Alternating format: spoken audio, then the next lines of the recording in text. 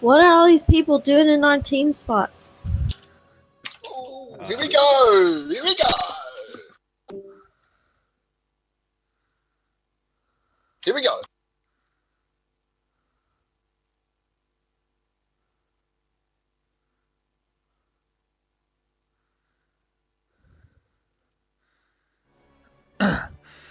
Welcome, Nuki, to the commentator's box. Pleasure to be here, man. You know, I still remember that Howling Abyss game we played where you intentionally denied me the pentakill. Oh, I don't know about that. I thought it went the other way around, to be honest. I think I've got it on video. It's very clear. that one kill, the penta deny. Yep. I've copped a lot of shit about that. Goes both ways, I think. Every now and then someone steals one, intentionally or otherwise.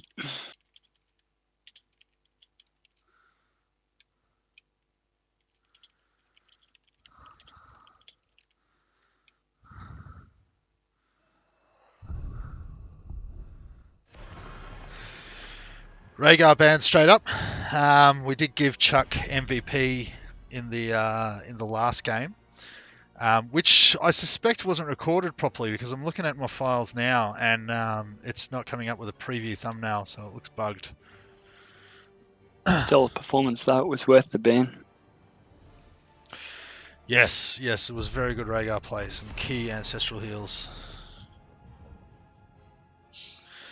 And the Brightwing ban in return, denying BFG of his best healer.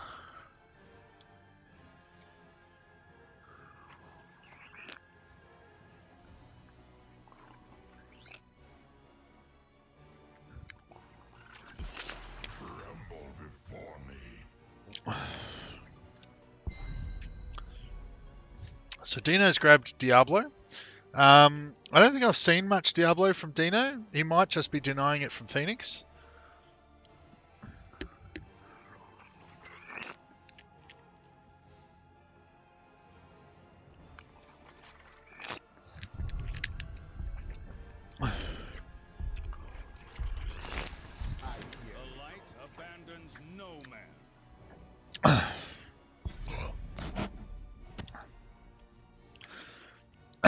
Okay, Jarabud with the Uther. I personally think Uther is the strongest healer in the game at the moment. Nazebo from Logic. On Cursed Hollow, that's a bit interesting. It's hard to stack your big voodoo on this map because there's so far in between lanes. But if you do split push, you can get a long way, especially with a strong pusher like Zeebs. Okay, Tyrande picked for Claymore there. In the discussion before the match, everyone was talking about how OP Tyrande is at the moment. I personally don't think she's OP at all. I've never had a problem taking on a Tyrande. It doesn't matter if I'm Lunara or Jaina or Vala or Artanis. All my favourite characters, even Murky. If I come up against a Tyrande in lane as Murky, I'm not stressed at all. So I'm surprised everyone feels that way, but the stats on HOTS logs do suggest that it's happening.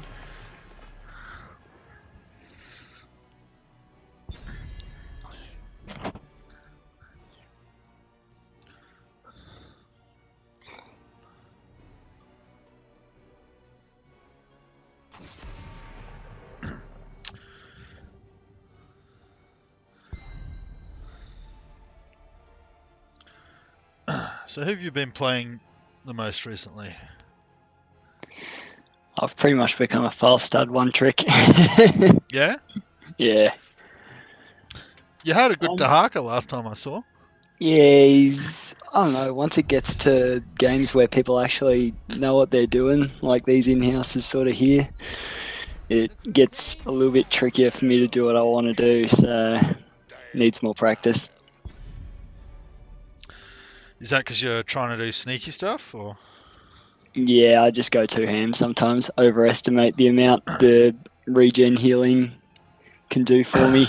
Yeah, you just got to get familiar with the players, I think. Like if you play with Claymore and Ardra are good examples. Probably even me too, actually. I love playing with Claymore and Ardra because when you go ham, you know that they've got your back. They don't puss out. Whereas if you're playing with randoms, or if you're playing with some people like Beefy or Argives, they're a little bit more cautious. So if they think you're going ham, they sort of go, oh, well, I'm not going to go ham as well. And they back no off. trust. Yeah, I know.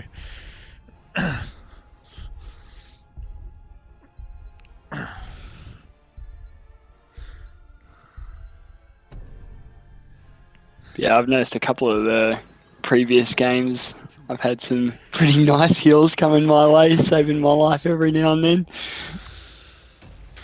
That's what they're there for. Dahak is a good one to heal as well because it's deceptively effective. You can just sort of heal him for a little bit, but it gives him enough time to do so much of his own regen that people will still focus him, and they can put out as much damage on Dahaka as what would kill, for example, a Nazebo and a Tychus, and Dahaka still doesn't die. So it sort of baits people into shooting him more.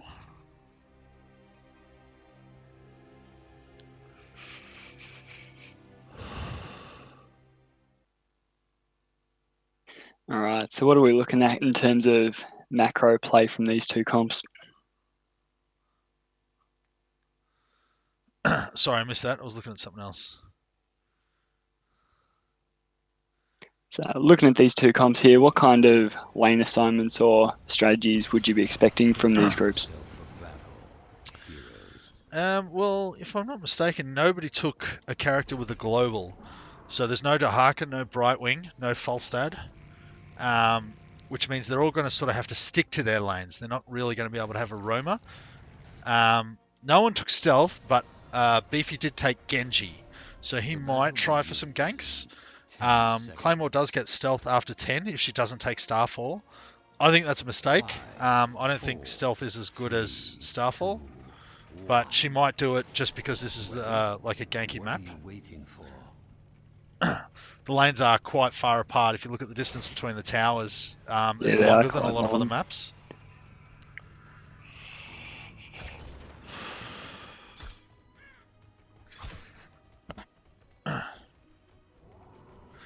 By the way, when you're in spectate mode, you can hit Z and... I was just wondering how to view the whole field. Thanks for that.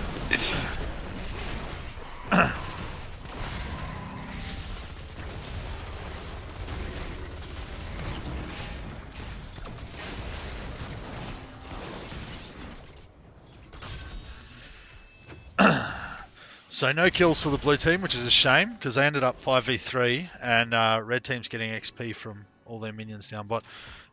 Logic only missed 2 for his team, whereas looks like Chuck's missed 3. That's about maybe an eighth of a level per lane over 2 lanes, so a quarter of a level, which is not really showing in their XP bars. They both just hit level 2 at the same time.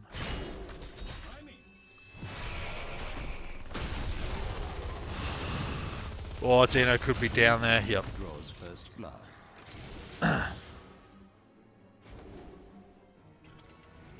They're holding their numbers in mid. Blue choosing to keep 3 people there. They did get a kill out of it, so it's worth it. But they're not actually denying experience because Beefy's more than capable of staying within range of those minions.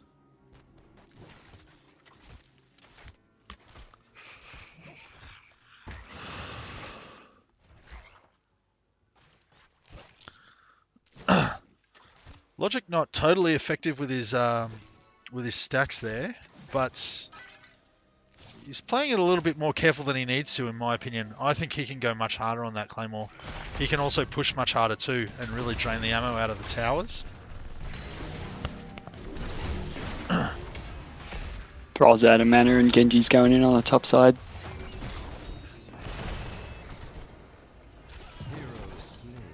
That's clean. Gank there. Yeah.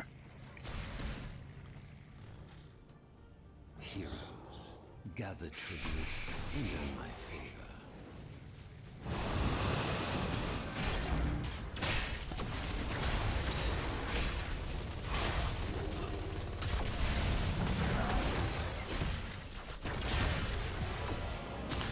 Bit of a fight happening mid lane. Dino tried to flip the Jojo near the towers, but they've got no ammo. So they weren't going to do much.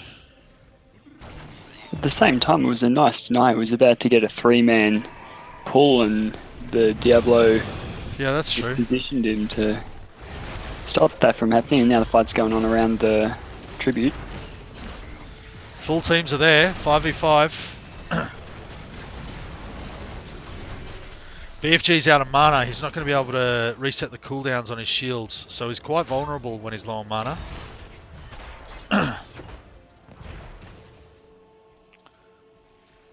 The Spider's just picking away at the Medivh. The only healing red team has is from the Tyrande, which isn't that great. So they're just going to slowly get weaker and weaker the longer this fight goes on. Uther and Zeeb's both out of mana now. Oh, Claymore. Oh, I thought she was going to sacrifice herself to get a deny on the tribute there, but red team is split up, going back to farming XP.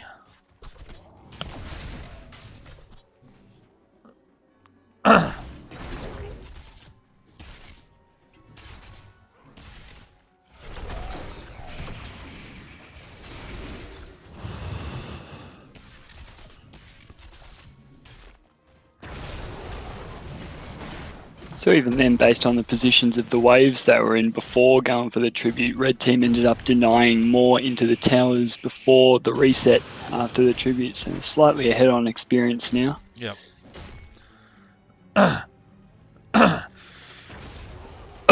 Yeah, it's only 1 kill each, so that experience deny is the only thing that's giving him an edge.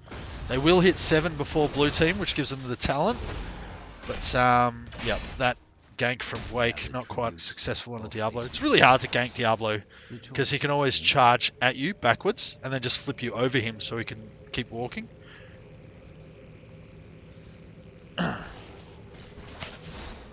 It's a pretty good grab on Genji there, taking him down to 3/4 health straight away.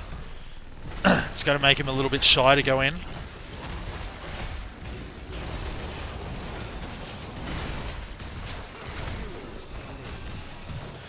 Very good of Phoenix there to not keep running, but to turn around and shoot. It was the only thing that guaranteed Genji was going to go down. It might have meant sacrificing himself in the process, but at least it wouldn't have been for nothing.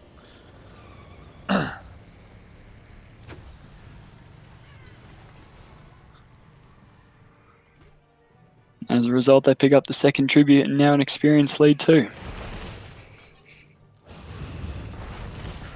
Yep, doesn't take much to swing it.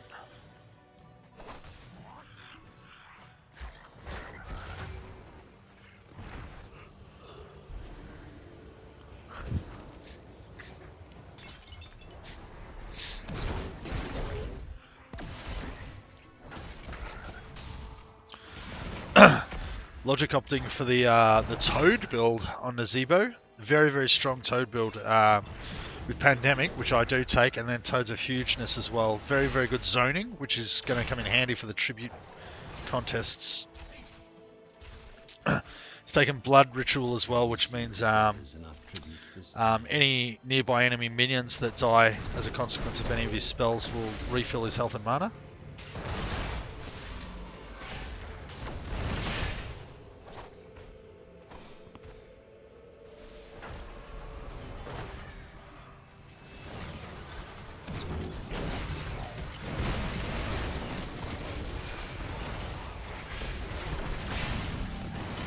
It's a lot of stun layering down onto the Uther there. Oh, it was a throw, my bad.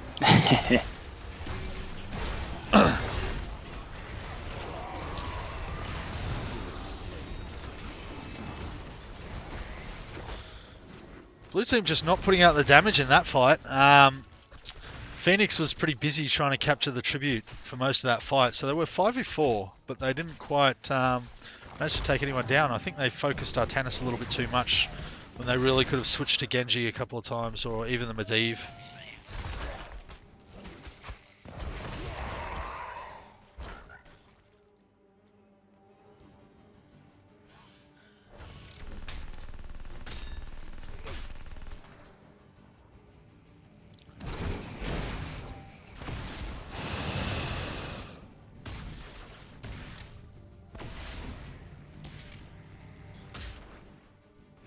Hero slain.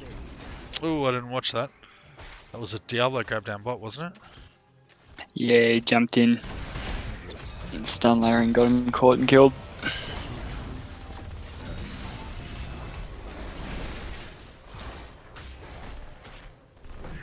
Oh, grenade! No! Wake's been flipped.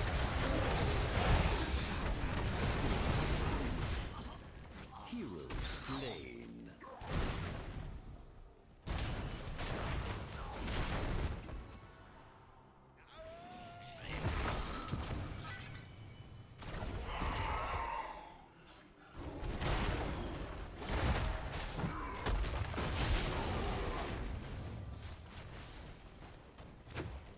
And then Diablo almost sets up another one there. He's moving around well.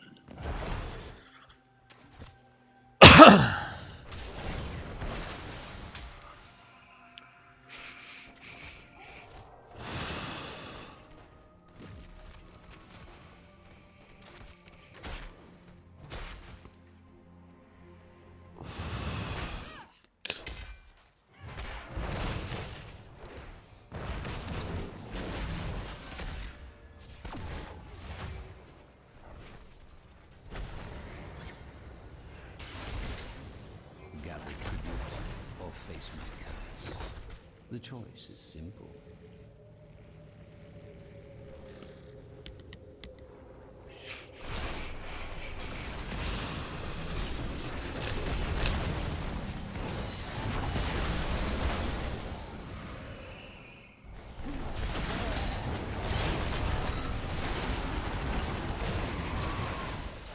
Lots of chaos happening in this fight.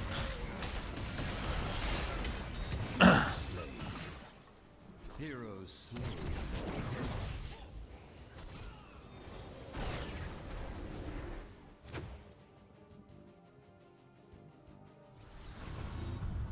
Unacceptable.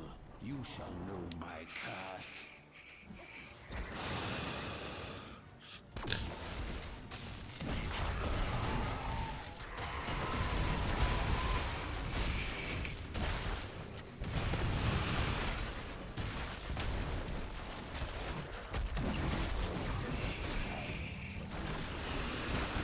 Good swap there from BFG.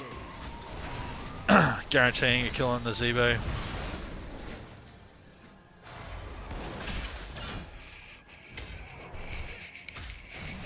Minions on the top side are doing heaps of work on their structures up there, so Yeah, while they're that'll go down distracting for him sure. down bottom, nothing to stop what's happening up top now. They're going to take that one for free. Destroy the fort.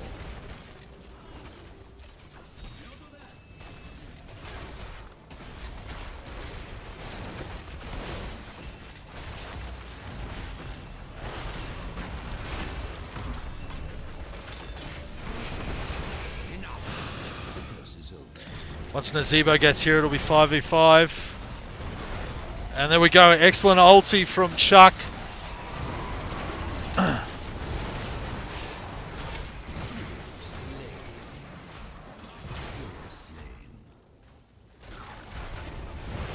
Oh, Phoenix nearly getting the kill on Claymore there. On a sliver of health.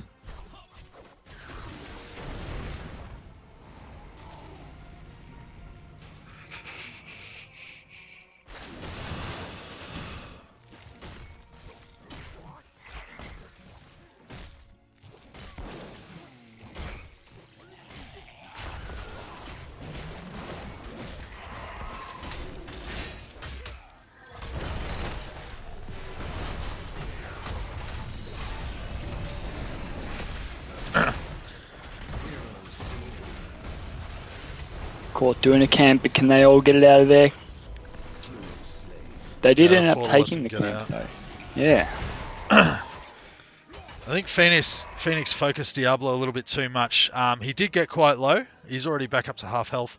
But if he had have been shooting Medivh or Genji the whole time he was shooting Diablo, I think that both of them would have died, which would have prevented Yeah. the portal escape as well.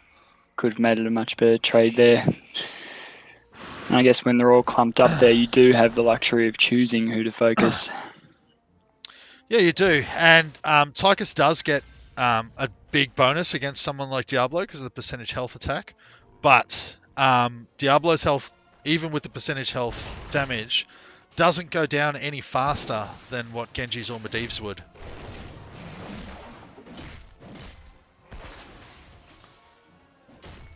You know, if you manage to get 20% of his health out because of the percentage health damage, the rest of the damage is still only per hit. Whereas with Medivh, that could be enough to kill him. Mm.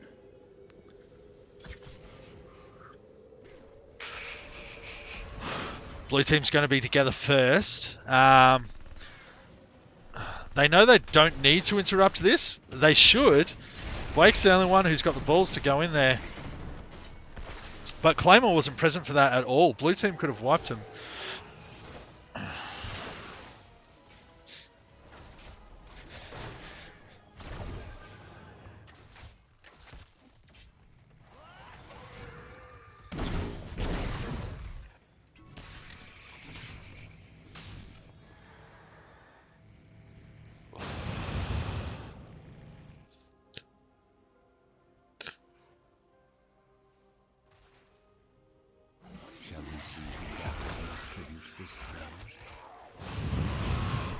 Again, blue team has the opportunity of all being there before red team. Phoenix delays it just a little bit. He does secure the minion damage against the fountain at least, but I don't know if it's going to be worth it. Nice gargantuan placement there.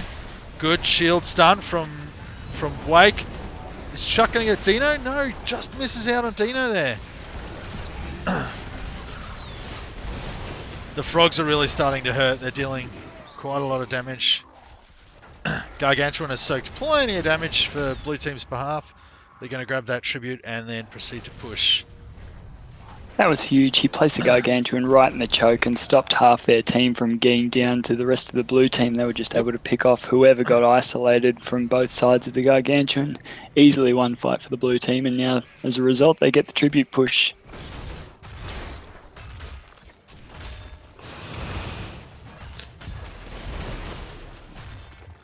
Argives does need to be careful there.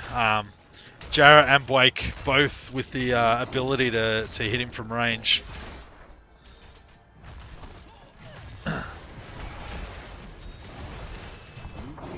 Whoop, Yep, down he Wake with the goes. finisher. Argives was way too keen there. He did not have the health to be that confident.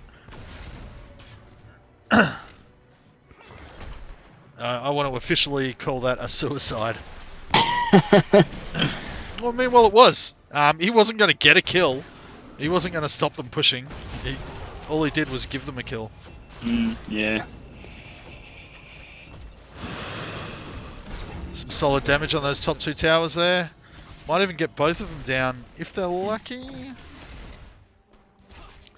No, the minions are just shooting Artanis. Blue team going to try and nab this boss.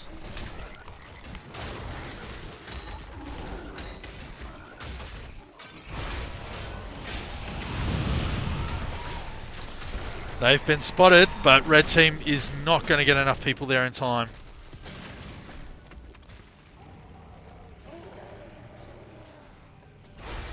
It was well played by the blue team. They got a lot off that tribute bonus, and we'll see what they can transition it into with the boss here. Let's see how they use it. Probably just go for the other boss, I'd say. Argives is going to watch him, but it's not going to help. He could be shooting minions, getting XP.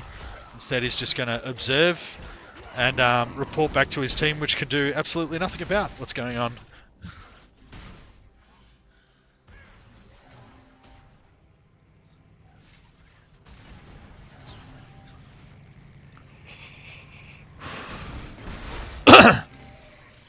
So blue team, Team Chuck just opted for the Merc camp capture.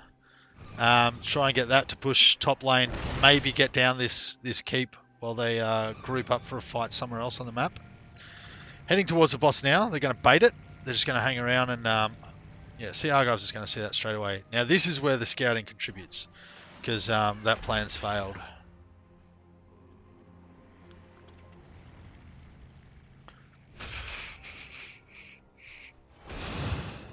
Blue team is very close to hitting level 20 now. Yep, they'll probably hit it in the middle of this fight, I'd say. When that tower goes down, they might even get it for him.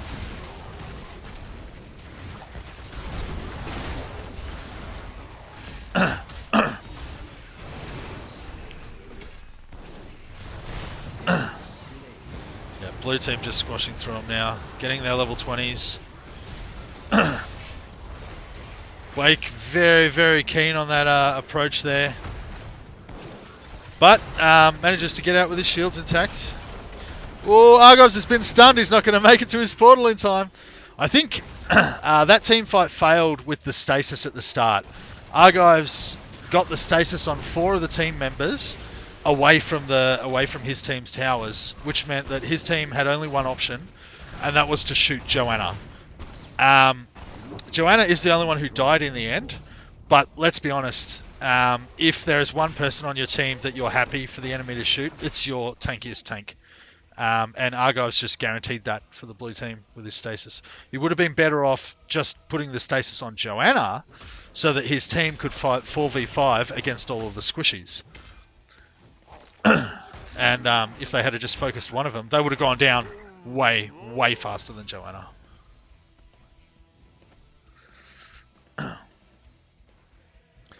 Those mercs now just going to pop that tower.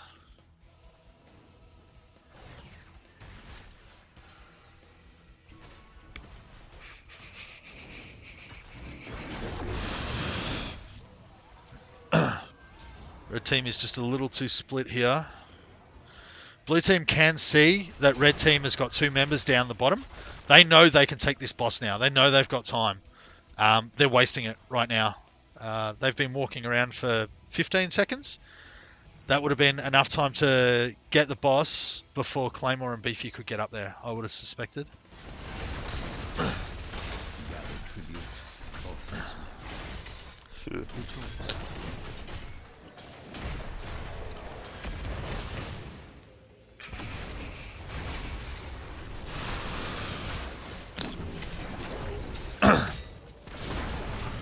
They've got the Tychus. Yep. Claymore's still going down just as fast. Oh, those frogs are hurting, but they're finally going to take out Nazebo.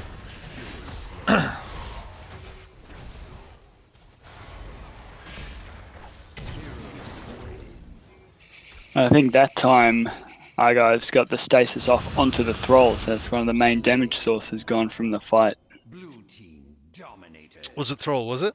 Yeah, I think so. I had to double check to make sure it wasn't Uther.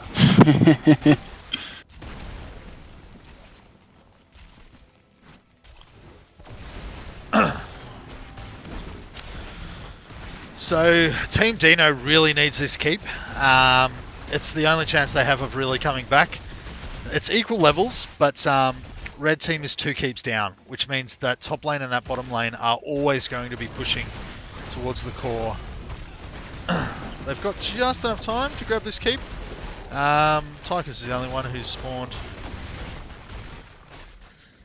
Red team has destroyed a fort.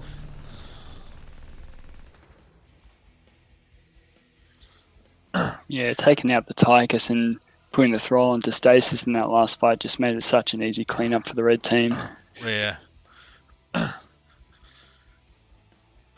Now, because red team has to defend, and they have to defend 2 lanes, blue team knows that it's got quite a lot of time to kill this boss.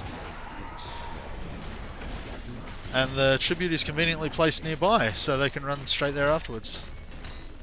No rush. Logic probably doesn't need to get ready for that fight. He could have just helped kill the boss quicker.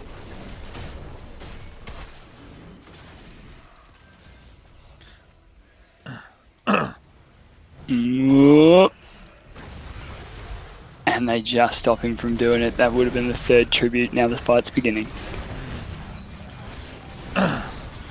Phoenix in a good position to lay out tons of damage here.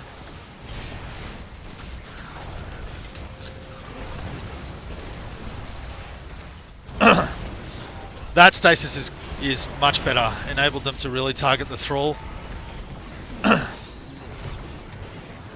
Oh, Beefy cleaning up on a sliver of health as Genji. Oh, disgusting. Blue team dominated.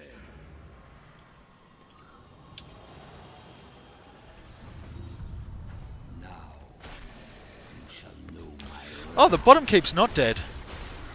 It's about to be, though. has destroyed a fort.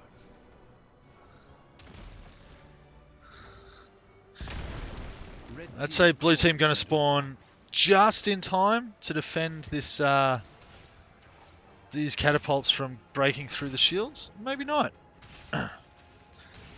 Medivh's gone straight into the base. Yeah, to he's see going what he for can it. do. He's just going to He's just take a whole taking bunch it. of damage, though. red team has Oh, he's stopping the minions in pretty much every lane, though, so he's going to provide a massive push for his team once the minions catch up.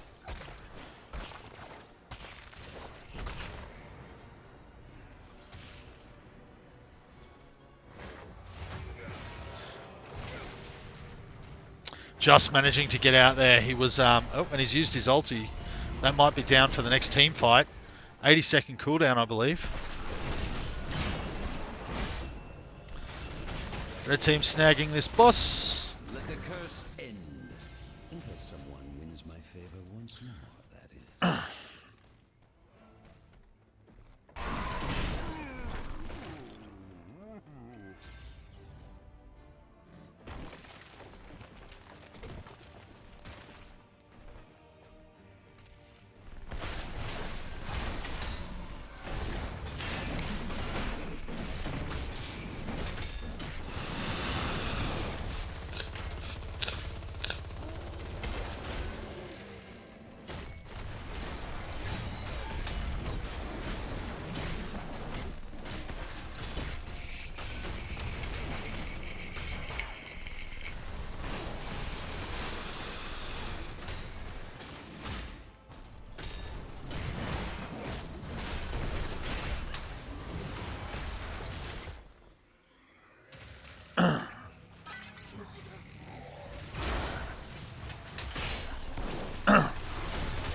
Blue team really doesn't have a lot of vision for such a big map. They've got no idea that the red team's just trying to steal that merc camp there to hopefully try and push a bottom keep. This fight can't go on for too long, though. The blue minions in top lane will push all the way to the core.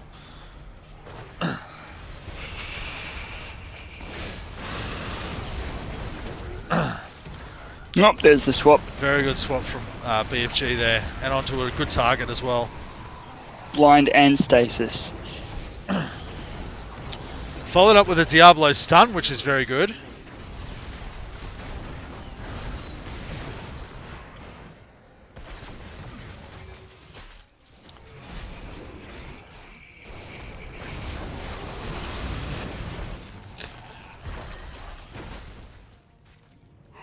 Claymore's gone back to defend the core.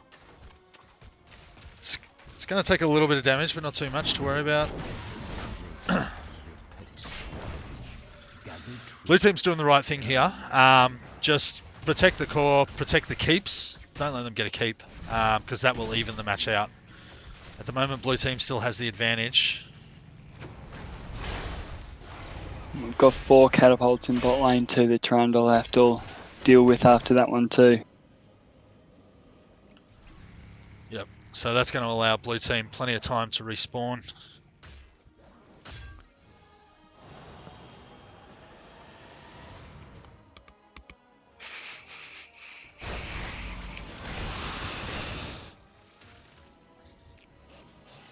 So that stasis followed by a Diablo ulti is quite good because you can pretty much guarantee a stun on most of the blue team.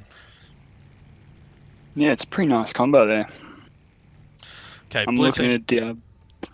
You go. Oh, you go. Oh, I was going to say Diablo's health bar is looking like a barcode. Yeah, yeah.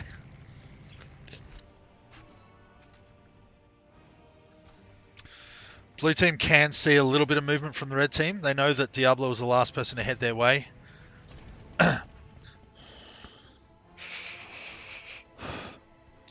we I actually think they're doing the right thing. They're just sort of biding their time here. And that's just going to allow top lane and bot lane to push again. Now, those catapults are going to be getting to the core around about the time this tribute fight happens, which means red team's going to have to face a dilemma.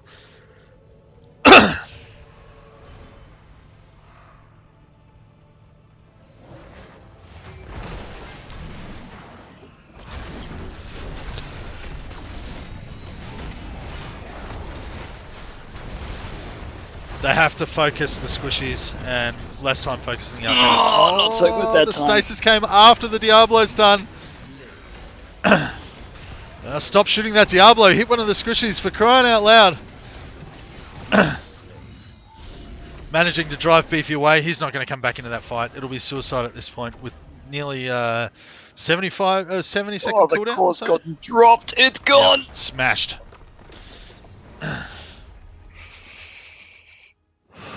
Yep, red team could not afford that delay. When our guys had vision of them, red team should have responded immediately and engaged before the tribute even spawned, or just given that tribute up and pushed their lanes right out to past halfway.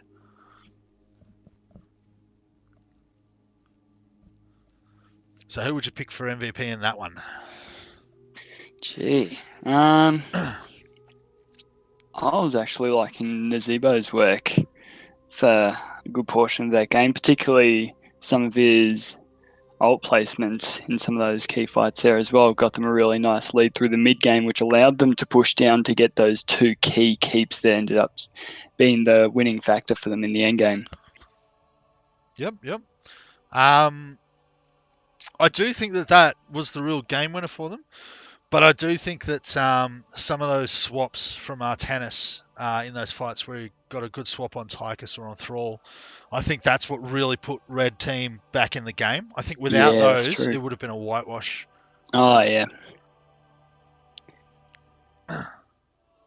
Yeah, he did do very well in bringing them back to the point of contention where it became competitive again. It's true. Yeah, because it did really look like blue team was on the way to victory.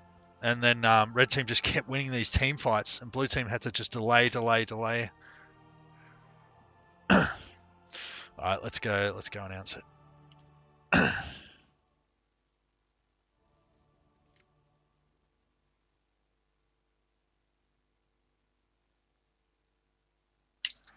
Yeah, GG. Well played. Yeah. Very well played. So we gave MVP. Yeah. Oh no. No. I would have given it to Medivh. He set that whole thing up. There were a couple of good Medivh stasises sort of mid to late game, but then that last team fight, that very last one, he did the stasis after the Diablo ult, which spared the entire blue team of getting the stun. He also hit the weakest, like the lowest health characters as well. So yeah, so the first one, I think it was just in front of top keep, where he hit everyone but Joanna. Now that's great. Single out an enemy player. That often works. But if there's one player on the entire blue team that they're going to be happy with you shooting, it's Joanna. Yeah, very nice. Now we do think that ultimately what won it for blue team was the fact that they got those 2 keeps quite early. Yeah. It just meant that red team was constantly playing catch up. So we think that was mostly because of Nazebo. But the reason why it became so dicey at the end was because red team kept winning the team fights, and it gave them a real chance at a comeback there. And we think that a lot of those team fights were won because of a very key swap from Mr. BFG there. He had a good one on Tychus, I think was the first really good one. Yeah, he caught fucking teams for that token. he got a roasting for that one. Yeah, I fucking roasted him for that. And then he had another really good one on Thrall, Mr. Chuck. He got me. Yeah, he got me. Those swaps gave red team the team fight. And if it weren't for those swaps, red team would have been whitewashed 8 minutes earlier in the game, I reckon. Yeah, I was legit just set up by my team, and then I could just go ham as soon as one guy died. We threw everything at him, and he just did not fucking die. Yeah, that was retarded. That was retarded. Like, what the fuck? There's no way in hell Protect or Reflect could cool down that. There was some pretty clutch moments. I mean, very well played. Like, my God, I was holding my breath because all of a sudden I'm in the middle of your team, and then everyone's turned to me, and boom, there goes half my HP. Yeah, and I'm like, oh shit.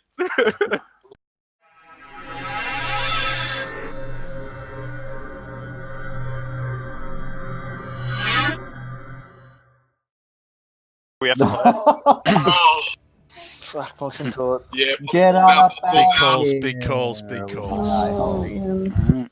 Sorry about that. That was a bit harsh, wasn't it?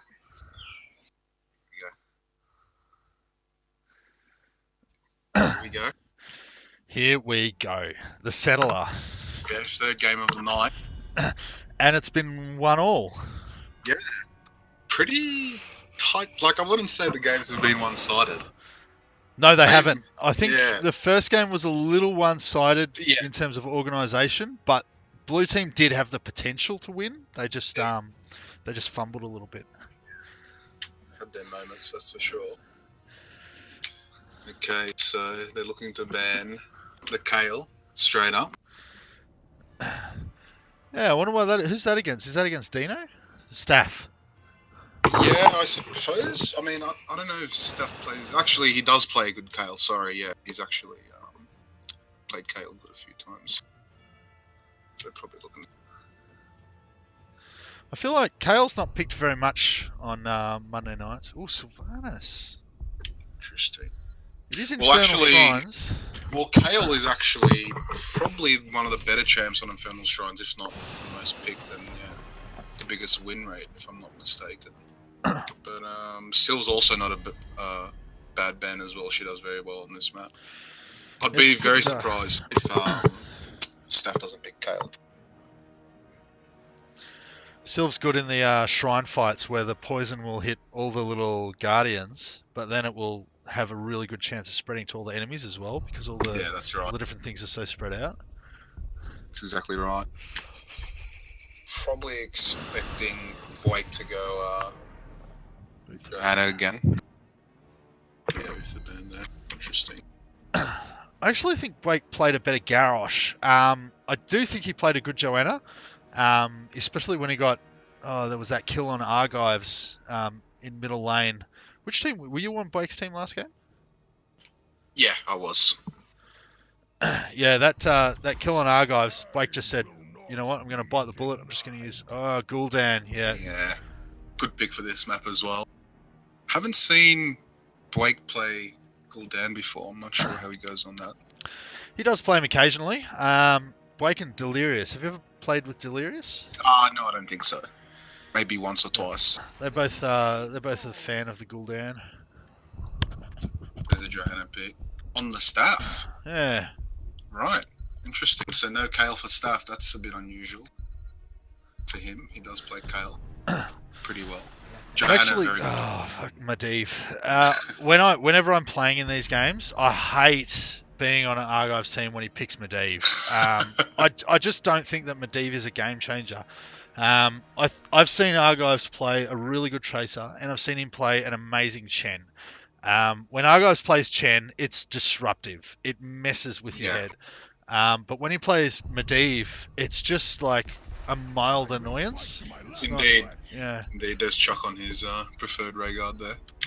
Look, Medivh, like in that last game, Medivh stopped us from getting a lot of backdoor ganks on them because he'd be constantly scouting around, and he actually stopped us maybe once or twice on getting a boss attempt as well, just because he knew we were all there. So he does give good vision, obviously. He does have functionality. I just don't think he's a game winner. I've seen Nitro play Medivh, and it's like a game winner. It gets kills, it saves lives, it turns team fights, it steals bosses. When Argives plays Medivh, it's just sort of like, they've got vision of us. That guy got away when he might have died, and that's pretty much it. Yeah, indeed. The ban on the Artanis, there I'd say to deny the Phoenix. They probably didn't need to. Now, see, BFG will probably be playing healer. I was going to say they could have waited for them for their next pick and picked Artanis and still denied it off Phoenix, but given it to BFG. But Indeed. But yeah, they haven't picked a healer yet, and I doubt Claymore's going to play it. Yeah, very interesting. Thinking about it now, I'm actually surprised they did ban the Uther against Chuck, because he does play a better Rhaegar for me. Rhaegar, yeah. They're both equally good on this map, I'd say. There's the Brightwing. Yep. Some amazing plays with Brightwing. As I was saying before, I think he's easily diamond level Brightwing. Yeah, for sure. Did the blue team miss out on a ban? Is that what we're seeing here? They did. I might just go Oh, ask wow. him real quick. Yeah, go and ask them. So much with all those. Did you we main don't- defend someone? No, we don't No, care. we No, we don't really give a shit. Sorry. Intentional. Nah, it's an intentional blank. It's a Okay. a statement of arrogance. I'm going to tell the red team. So they Wait, didn't is everyone ban happy with someone that? intentionally because they don't think they need to. Just letting you know. Sorry. Oh, who was that? Yeah, they reacted.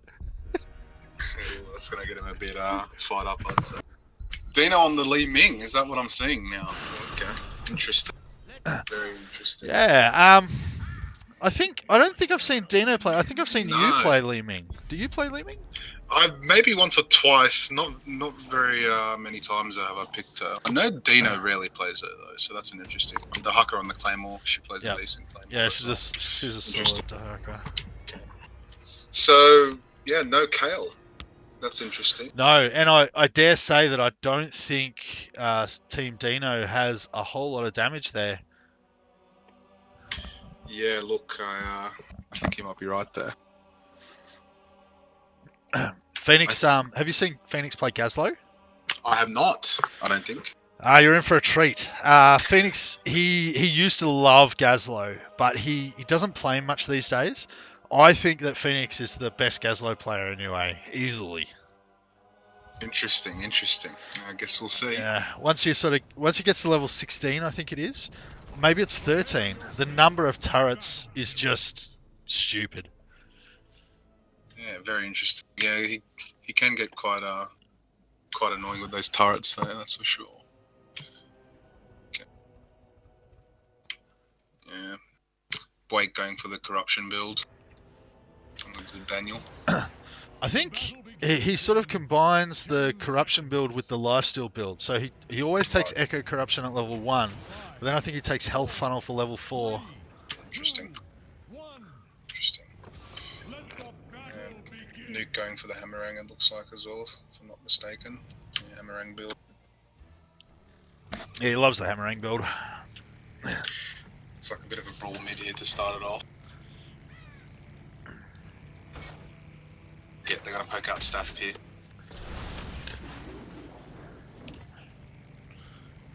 Got to pay close attention to Dino on that Li Ming this game. Very interesting to see. Phoenix is already splitting off to get the XP lead for his team. Yeah, smart move. Yeah. So we got the Falstad in top. Gazlo down mid against the Li Ming. Let's see. Bit of a square off in the middle here.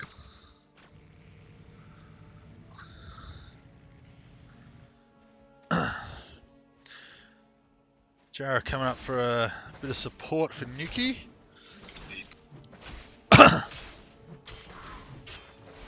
Bit of early aggression there from the Medivh in the middle.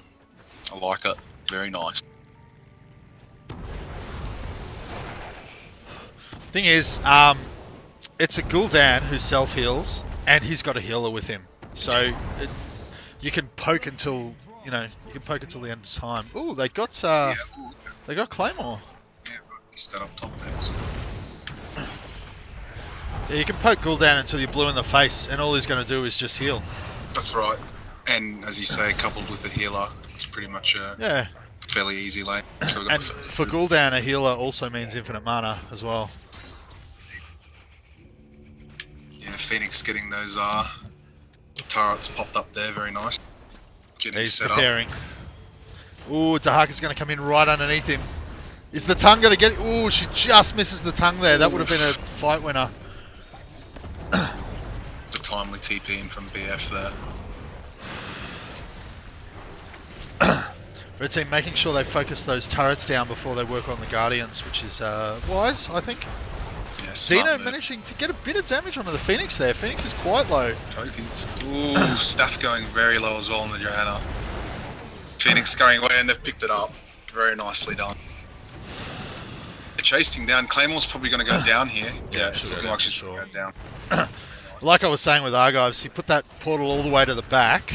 And then, of course, blue team just runs forward, chasing the rest of his team as they're dying. And Argives is now stuck at the back, going, well, I guess I better use another portal to get home again. Wait, oh, he's probably used it a bit too early there. No, he's managed to get away. He's managed to get away. First trip gonna go to Phoenix blue. nearly going down there. Dino, if he can land those missiles. Oh! No. Oh! Yes, the orb. Dino landed! Blue team managing the Punisher regardless, but not really with an advantage. Only just getting it now because Nuki's collecting the XP mid. He's about to go collect the XP top.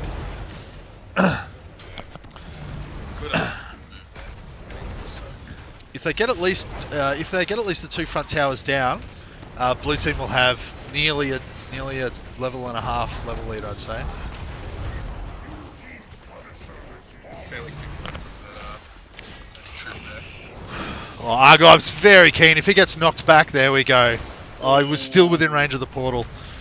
Yeah, you don't want to portal into a to an ETC because if he hits you with that little knockback, it can take you out of range. Very aggressive from Argives.